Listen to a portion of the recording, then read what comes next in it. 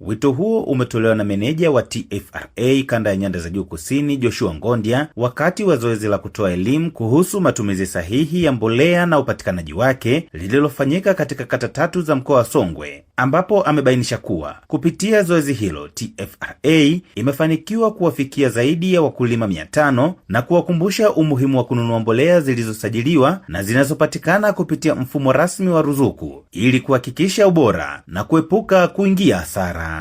Kununua pembejeo nje ya mifumo rasmi ndio inapelekea saa nyingine wakulima kupata hasara, kwa sababu kwanza sisi kama serikali tunashindwa kuzipata zile pembejeo, kwa sababu baadhi ya wakulima ambao tulikuwa tunaongea nao na tukifanya mahojiano nao, anakuambia mtu alikuwa anapita hapo na guta lake anatembeza mbolea akaamua kununua, au alikuwa anapitisha kwa baisikeli akaamua kununua. Sasa control yake inakuwa ni ngumu, kwa sababu sio wote wafanyabiashara ambao ni waaminifu. Kwa upande wake, afisa kilimo kata ya Mahenje Yohana Ntandu amewahimiza wakulima kuzingatia maelekezo ya wataalamu wa kilimo, hususan katika matumizi sahihi ya mbolea ili kuongeza tija mashambani. Kwa msimu huu unaoendelea, wakulima wengi wamenufaika, na kama unavyoona mashamba yanapendeza kwa sababu ya mbolea za ruzuku.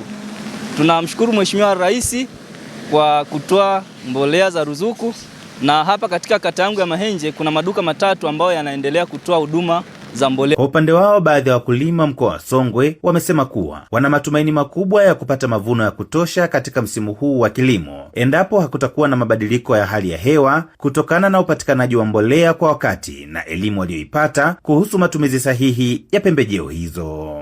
Ili tuepukane na hichi kilimo cha kudanganywa kwa mbolea feki hizi za mtaani za kuletwa na baisikeli, twendeni tukajisajili kwenye mfumo ili tuweze kupata pembejeo sahihi. Sasa hii iko hatua ya mwisho ambayo inatakiwa niweke mbolea ya kunenepeshea punje ambayo ni keni. Nayo inapatikana kwenye duka letu la wakala wetu hapa Mahenje kwa bei nafuu, na muda wote mbolea zipo.